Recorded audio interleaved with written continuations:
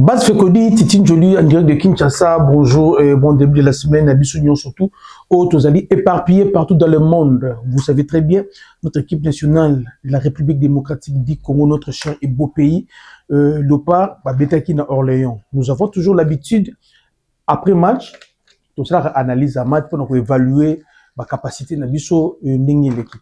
To gagner, to pola, to ça la match nul, to ça la round. Tout ça analyse à match wana l'autre ça analyse à match to betaki heure contre équipe à Madagascar au gagner bango 3 buts à 1 tout ça l'analyse nango il est ndenge nini et bandaki ndenge nini le point positif nango le point négatif nango qu'est-ce qu'il faut améliorer, qu'est-ce qu'on peut retenir dans match wana. C'est ça Fekodi c'est ça. On a donné les goûts, on a donné les goûts, il y a batunion surtout il y a aussi les à côté du match. C'était juste une inspiration qui parce que nous les fécondistes on à stade tout le monde a réunion sur total réunion surtout. Donc je pense match moi il y a RDC à Soudan bien avoir une inspiration là. Et au les à côté vous avez qualifié dans CAN Côte d'Ivoire les à côté tout le monde dans le partout dans le monde ben non titi à la prochaine il faut ça l'Arabie Saoudite les à côté et les lots tout au moins ça les à côté c'est ça. Donc ils a quand même moi un plus au fécondite au memi na musala oyo. Moi un peu de mon côté et merci na batu nyonso surtout baza ko sala parce que nous na makambo ya sport tous en na liberté tous la cahier des charges peu objectif kaka moko pour faire développer sport congolais pas football mais sport congolais donc na makambo tel sport oh tous a choma présenter émission l'équipe tous na biso na yeti mutu pe ba lekeza za la raté biso tout tous êtes wazalendo nous sommes des FARDC to lu kaka kutu le bon temps Joshua Belmi to commander belé. Parce que, conférence de presse, il y a après-match RDC Mali, l'entraîneur des Sables, il a reconnu que l'avantage de la presse, il y a Congo, et ça que non, la presse, toujours facilité coach Moussala. Donc, il faut découvrir le joueur Moussou, oh, il écoute, on ne raisonnait même pas. Coach des Sables, qui ont une image, c'est que a remercié presse congolaise, a reconnaître bien fort toujours Moussala, toujours aider, toujours féliciter Moussala, toujours découvrir le joueur Moussou. Oh, yékoutou, à raisonner dans nous. Donc ça prouve que non, côté sport, bon, moi, nous sommes de Wazalé, nous, qui côté Kuna, on va parler rien que match à l'élo, mais on va commencer d'abord, avant tout, championnat national Ligue 1, l'INAFoot, phase retour, et Banaki depuis lobby. L'élo, tout ça, les vite en bête, les Aigles du Congo, l'équipe du moment, les Aigles du Congo. Je profite pour saluer Justin Kazadi, le frère Kazadi, le président Mondo également, n'a pas sur les Aigles du Congo, vers club Coach Chungu, après qu'on tentait qu'il y ait la justice, parce que effectivement, ce qu'on appelle, ça peut se vite, vite à me rappeler, comme entraîneur titulaire, à Sekodé, Nagilou, Sadissou, j'espère que fasse retour et qu'il est bien. DCMP, après 5 victoires d'affilée, DCMP à des vents en poupe. Donc, félicitations là-bas dans tout. Il y a Dora, je salue. Gédéon et Langa dans Nantes. Sans oublier Gauthier Bileli, attaqué Bango. Fabio Capello. Bandalungwa ne tombera jamais. C'est ça, les autres. Mais avant tout, on a joué à Orléans, dans le stade de la Sousse. Je suis honnête et au fond de mon cœur, je remercie tous les Congolais vivant en France, en Schengen, parce qu'il y avait d'autres de Belgique, Angleterre, les Congolais, tout, il y a espace Schengen. Et puis, si nous merci, bana tout fait que Diwana na soutien nabino l'équipe nationale nabiso. Tant le parabéter na Congo awa bosenga kabiso ba fait que diso na Kinshasa to kini na stade to stade to imbela yo le parabéter na Orléans en France to senga gipe nabino boke équipe nationale poids bokomi pe kuna bo équipe nationale poids na esibino na yo ki ba nsembo bete na stade des martyrs policier azali civil mila poto banoko wembe policier poto za civil ki ba nsembo wana moko na ki susu ba récréatif botoko ba récréatif be bete maki na ba stade ba faut que comprendre récréatif bo suzani et bete na ba stade na rier fort ambiance misaki total Merci à surtout, ma vraie chérie, ma vraie Joe, ma papa, ma maman. On va connaître soutenir l'équipe nationale. Depuis Sibino, vraiment, merci. Naseki Kakapo, petit moi, vieux, maman qui tient ça, pour toi. Moutasomi bien pour tout. Aïe, qu'on s'est retrouvé dans la tribune latérale. Moutasomi bien, la tribune, aïe, on peut se attaquer pour tout. Oh, il y a solo. Aïe, vieux, ma camaba, comportement, ma congolais, tina poto. Osomi bien 15 € qui va la place à 20 €. Moutasomi bien 20 €, se retrouve la place à 30 €. Mouta 30 € qui se retrouve la place à 15 €. Mais bon. Et puis c'est pour toute l'équipe nationale. Un grand merci. Namoni Varese et Natamaki. Namoni drapeau ya mboka na match wana. Bandeko na biso. Vraiment, bon, ça biso plaisir. Biso bana Fekodi. To remercier la Fekodi, c'était une surtout. Trésor Barino, Danilo et tout. Namonaki Adnel Kaba Fosset, Namonaki VK, Fisto Manissa, Namonaki Gérer le potentiel, Namonaki donc Dajumbala, donc tu vas qui est belé. Thomas est belé, Kilas, Namonaki Bagé là votre belé. Merci vraiment. On va commencer classement et match de Bisso RDC Madagascar. Après notre victoire face à l'équipe malienne, vous avez vu Ndenge de Kaki.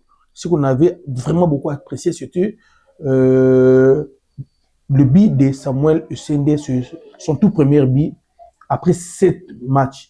Et tu vois que non, Banza a Tchapebi. Oui, ça joue au Tchabi. Et j'étais à Matongé, c'était le vendredi, avec un cousin de Simo Banza, na solo là qui n'a eu nabi, bozala calme. Banza tane qui ya. Tane pe commis à Tchebi. Classement, l'entraîneur, il avait vraiment bougé son équipe. Hein. Le 11 de départ, il y avait Timothée Fayoulou, Kapouadi, Roki Bouchiri, Chancel Mbemba, Juruska Yembe, Noah Sadiki, Moutousami, Charles Piquel, Nathanaël Mboukou, Wissa et Banzali. 11 de départ, il y a Wana. Tu peux dire un système de défense à plat. Il y avait 3 défenseurs. Il y avait Roki Bouchiri, Chancel Mbemba et Kapouadi. Dans le milieu du terrain, ils ont vraiment étoffé. On avait Juruska Yembe comme piston au côté gauche. Il y avait Noah Sadi comme piston au côté droite.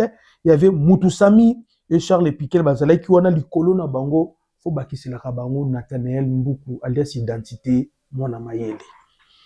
Dans le colonne, il y avait Banza et Wissa. On a commencé le match. Dès les 3 premières minutes, j'ai remarqué que non, le malgache, mais il a eu la physique, il y a une autre. Physiquement, ils étaient au point qu'on se dise quand même la vérité. Parce que sur le talim, tout le monde a bouchir, il masse à bouchir. Mais par exemple, quoi ici dans ma belée, ils ont qui jeté.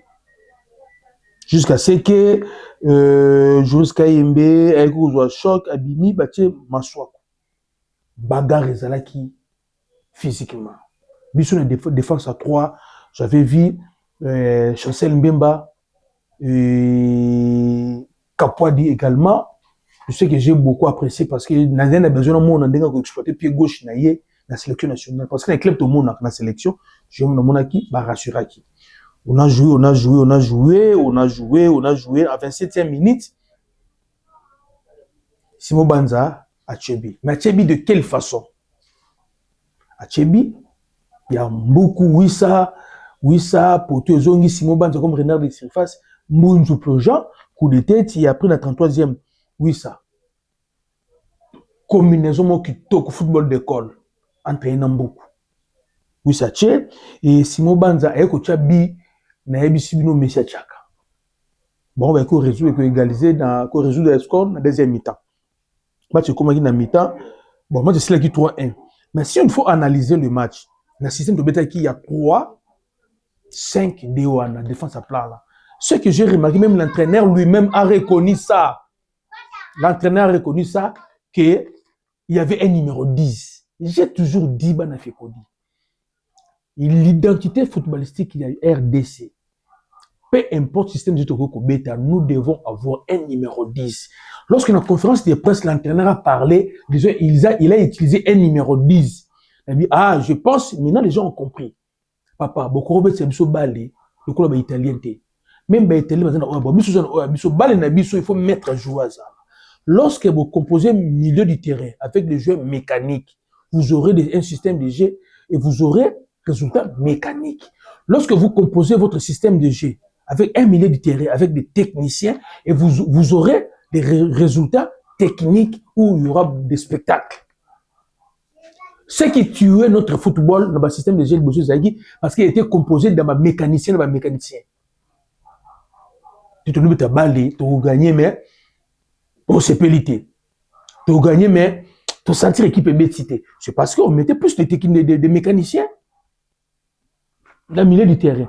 Mais lorsque maintenant, tu as un système de entraîneur à BTC, tu Moutoussami comme dernier rideau pour la défense d'Abisso.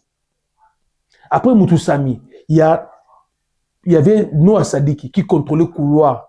Il y a à droite, il y avait comment il dit déjà, Masouako, couloir côté à gauche, et il y avait Piquel qui faisait annoncer la pressing Nicolo et Nathanaël Mboukuna comme 10 qui étaient là pour construire. Chercher à alimenter l'attaque. Parce que Noah Sadiki, non seulement défensivement, Azalaka bon, mais offensivement, Azalaka a tout à construire. Il y a participer à la construction, il y a gérer, il y a préparer l'attaque. Et jusqu'à mais techniquement, Azalaka bon. Donc, beaucoup combiner naïe. Et maintenant, ceux qui n'ont dit qu'il y a eu ballon, beaucoup combiner dans beaucoup et beaucoup alimenter l'attaque. Ceux qui côté on peut m'asseoir qu'il y a eu ballon, à beaucoup combiner peut à attaque. Il y avait un Piquel qui pressait très haut pour empêcher l'équipe adverse de s'organiser dans le niveau ciment. Mais quand on perd un ballon à Bango, il y avait un Piquel, Noah Sadiki et l'autre là, Masouakou qui récupérait le ballon, bah combiner dans beaucoup, tant beaucoup à Kubaluka à Moni Liboso. Sur tel match à lobby, vous remarquez que non, comment ça s'appelle? Moutoussami. Dans le match où Tobé Takana, match à lobby a touché le ballon Mingité. À mon équipe Mingité. C'est parce que il y avait Masouakou et l'autre là, Masouakou et Noah Sadiki qui faisaient presque le tout. Il y avait Piquel qui pressait en haut. Une fois perdre le ballon, il y avait Masouakou et nous, ça dit que le milieu du terrain, sur l'équipe bango Moutoussami. Par contre, le système de jeu de Betara di Bosso, tout le monde a Moutoussami, a plusieurs fois sollicité le duel. Mais cette fois-ci, il a vraiment sollicité parce que couverture déjà, il y a Piquel, d'autres c'est Nicolo, beaucoup, d'autres qui Simanaïe, en réalité, c'est lui le maître joueur. Il y avait Masouakou, ça dit qu'il va nous canguer le couloir. Donc, c'était ça. Ce qu'on a remarqué aussi, il y a, avec un numéro 10, on a vu Wissana Axe. À Bettina Bettina plateforme, le club. Contrairement à quand on a proposé, M. Wissa, à Outara gauche, à Kota Kokota. Nande Tobet avec un numéro 10. Tout le monde Wissana 4. Il était plus dangereux que Wissa Moupanzi. Et Wissa à 4, on n'a pas vu place Wissa à Lembi. Wissa a intervenu Tinasima. Sur le rôle de Wissa Betty, en placement Betty. Sur le plan défensivement, Azaki présent. Offensivement aussi, oui. Mais tant que Betty a numéro 11, Betty numéro 11, tout le monde a Wissa Lembaranoki. Et on a joué première mi-temps, totale circulation ballon, totali Tomoni Bango, totali Bango. On a bien évolué, bien qu'on avait déjà marqué début et tu as moi confiance. Mais on a vu que l'équipe malgache, Bazala, qui, dans ma circulation, est fluide par rapport à Yabiso. Nous, c'est la première photo, peut-être bongo. Mais Bango, apparemment, le système de général, il y a chaque jour. Construction ballon. Sur le ballon, Mpanzi, bien que des fois, Bouchiri avait du mal à protéger le ballon. Mais il était quand même présent. Bouchiri était quand même présent, qu'on se dise quand même la vérité. Bouchiri aussi était présent. L'autre, là, je sais même il était présent. Ce que j'ai aimé chez Fayoulou, c'est quoi? Lecture, il y a ballon. Lecture, il y a G. Lecture à trajectoire, il y a ballon. Positionnement, il y a poteau. Communication entre Fayoulou et le défenseur. Vous savez, pour la première fois, au Yamba, pour bêtir défense à 3. Pour bêtir défense à 3. Ce qui est le club Nayo, pour bêtir la défense à 3. Pour la première fois, tu auras beaucoup de problèmes. Mais à Fayoulou, il a assuré. Les gens pensent pour bien écouter qui tire à l'ibosio côté. Non. Il faut autant la lecture na ya salaki. Et le but, auto encaissé, on va condamner Fayoulou. Axe, comment? Tu as une défense à 3. But encaissé parce qu'il y a eu changement. On évolue. La deuxième mi-temps, nous, on s'est dit qu'Abima qui va continuer Kaloulou. Et donc, Kaimbe, à côté de qui Nathaniel Mboukou, et les messieurs à côté de qui Banza, puis quel à côté de qui Essende. Changement entraîneur à Salaki. Offensivement, il y a Portaki. Parce que sur tel bi oyo, Nilaki, on a eu même penalty arbitre Boyango, Bia Banza, le changement, il y a Portaki. Sauf que défensivement, qu'on se dise quand même la vérité, Kaloulou n'a pas su faire le travail que Sadi qui faisait. Excusez-moi. Au moins, Moussala au Sadi qui va dire au Sala. Kaloulou ton aïe, à Betty Naïm, il n'a pas su faire Moussala Oyo, Sadi qui a Salaki. Moi, régime Ekitaki. Alors, un régime Ekiti et celle qui est défense, c'est comment il est exposé. Regardez les Biba Tchebiso. Bien rapide, pas vitesse, bon. Même la Ligue des Champions, la Kotaka. La Coupe du Monde de Kotaka. Arrêtons de dire que non, Fayou le match, Liboso, Tchesibi, papa, Biwane Kotaka. Entre 85, Botiki couloir, Moutoyer, à Longo du ballon. Et en plus, le ballon peut bouger. Très bon. Sur une grâce, comme on a, oui, ma beaucoup, Tony. En principe, lorsqu'il y a 85 Batelemi, Bazawana, pour un gardien, on a un panzi. Il y a des bossons na yé. Ballon est écarté parce qu'il y a des joueurs à protéger déjà, bossons na yé. Donc, il faut contrôler mon panzi dans mon panzi. Mais ça, il y a 85, bon, deux défenseurs na biso, Batiki couloir. Un joueur au Ayana, il n'a kangi ballon, il n'a pas calculé. Attirer un balamako. J'ai aimé le pied gauche. Il y a Kapwadi, j'ai beaucoup aimé ça. Parce que l'élo, le football moderne, n'a axe. Et comment on met un manque force à la gauche, mon force à la droite. Donc entre les deux, il faut un manque à deux manques. Parce que balle est commis tellement rapide, tellement technique, tellement science. Il y a des choses où ceux qui action y est dans le côté gauche, un droitier pour nous défendre à côté wana pour commettre faute. Mais un gaucher pour nous défendre de côté pour nous commettre faute. Et ça, la action sur le côté droit, côté droite. Un droitier pour nous défendre en gros à commettre faute, mais un gaucher à commettre faute. Et comment on sait na axe, faut ba défenseur nous va démakolo, to moko soit à gauche, mon force à droite pour na qu'on se compléter. To beti dans l'ensemble totali. Après ton entraîneur c'est le système ba changement à mi-temps. Je me suis posé la question, maintenant, il y a un poste, il y a un rôle que l'entraîneur avait donné à un joueur. Les rôles qu'il avait donné à Kaloulou, dans le côté là, ça dit que c'était quoi? Et je pense, peut-être Kaloulou a maîtrisé le rôle. Je pense que c'était ça. Il y a Edo Kaembe à côté de Kimboukou. Il était bon, mais sauf qu'il n'était pas technicien. Ouais. Il était là, il a bloqué les assauts de l'équipe adverse, mais il n'a pas participé techniquement dans Mboukou par des gestes techniques. Il faut qu'on n'a pas si haut, il y a plus ça qui oui ça. Yaya. Eh, dans le moment, il y a la route, yaya. Bon, quitte à quand il orange. Gloire qui a moun le lame mi orange fort na ebiso ba passion oyo ba trésor ba benga ba lat mais care passe bien oui ça une touche non na ebiso bino petu wana na tenel beaucoup balle na beti la ki biso lobi non félicitations si ça dépendait que de moi. Meilleur joueur congolais de terrain, c'était Nathaniel Mboukou. Mais je sais qu'il est en concurrence avec Simon Banza parce qu'il a marqué le 2 buts. Et de quelle manière? Et surtout le deuxième but de Simon Banza. Non. On a joué. L'entraîneur à cette conférence de presse, Il a beaucoup apprécié la qualité à Noah Sadiki et le rôle que Sadiki a bêti.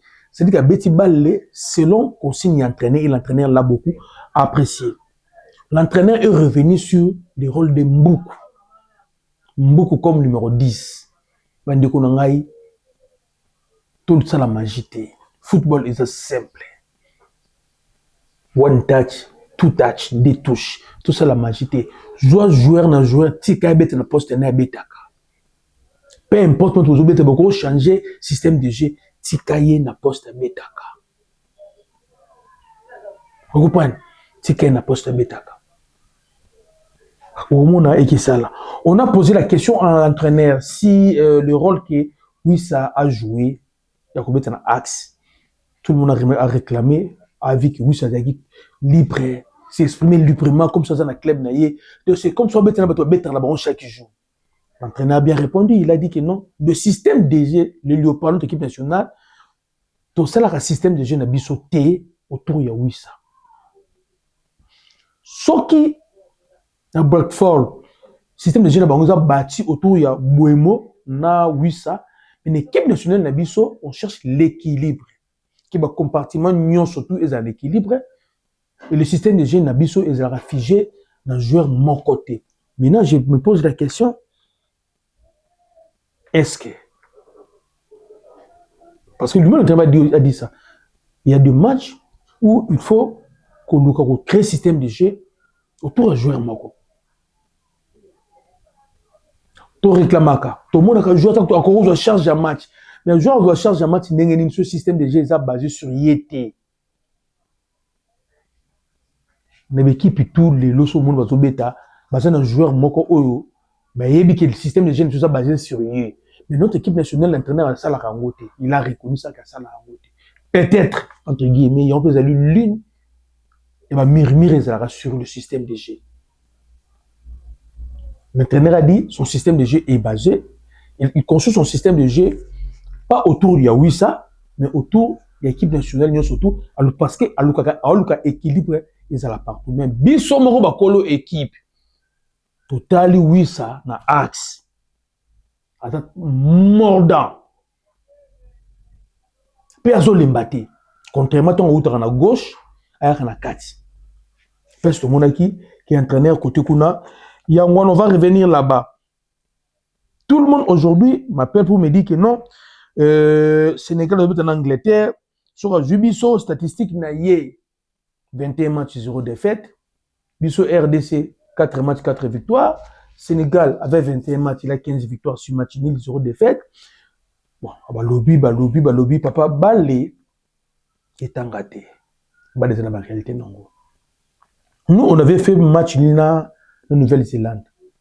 Mais la même Nouvelle-Zélande a battu la Côte d'Ivoire, champion d'Afrique. Je me rigole le Basico. Nous, on avait fait tout ça, un match nul en Nouvelle-Zélande. La Nouvelle-Zélande, on a gagné Côte d'Ivoire.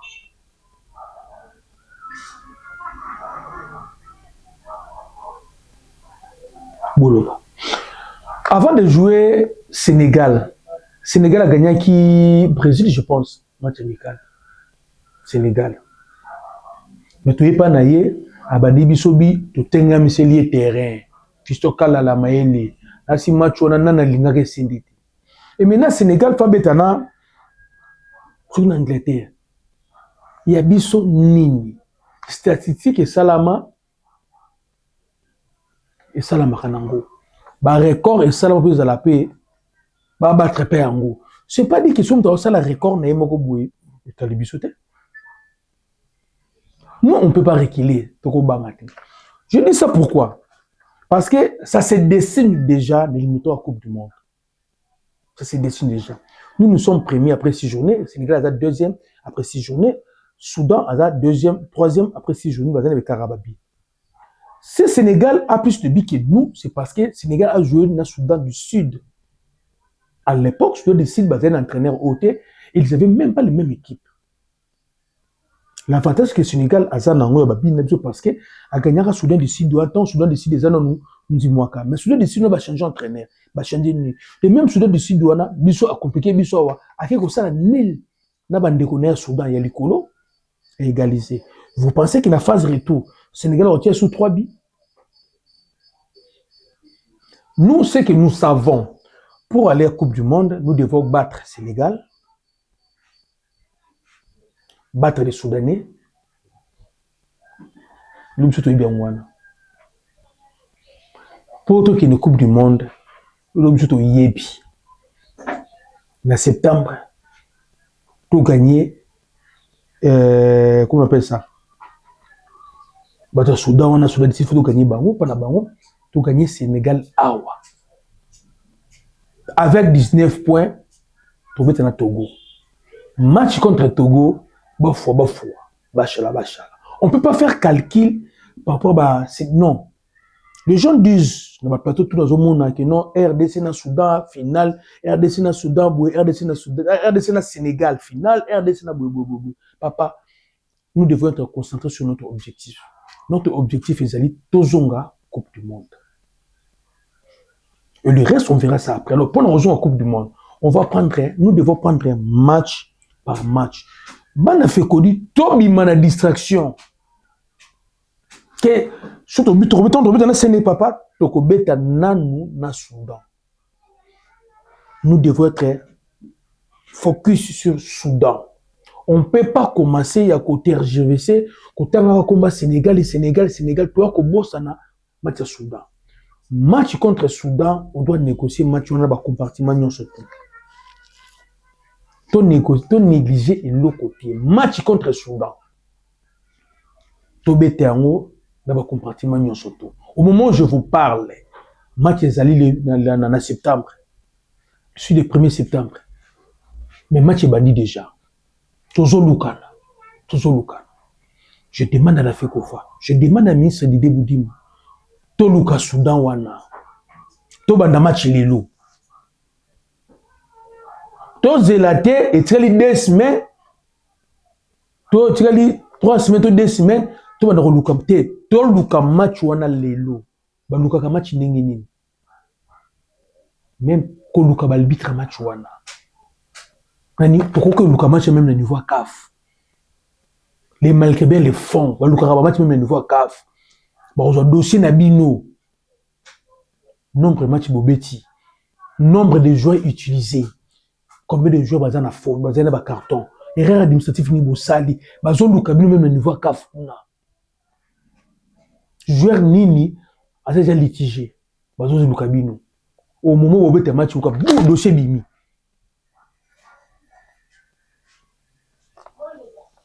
Ma mélodie sans danse. Après avec le monde avec club. Ah non, je coupe. Le match se joue, net va compter de dimension de comédie avant, pendant et après. Avant, ça veut dire quoi? Sur le plan administratif, le niveau CAF, même le niveau FIFA, Toluka Soudan. Papa, même commission africaine de l'arbitre, Toluka, ceux qui ont même mis sur qu'on a papa, to côté ça. Dès que monsieur le rôle dans Congo, main noire, to créer main noire dans Katikuna. Nous devons avoir notre représentant dans le Soudan. Dans moi, Oyo, dans l'ambassade de dans le Soudan d'ici du Kuna, il faut qu'il y ait déjà Kuna, tout le match. Les West Africa, ça le rappelle en gros. À partir de l'élo, dans l'ambassade de tout le match au Soudan. Match à Sénégal, na yebi sarabino mata kita awa kata na mutu 1-0. Mais na kumone kino to comme un peu distrait. C'est comme si match à Soudan c'est de gagner yango. Donc qui sont match à Soudan papa.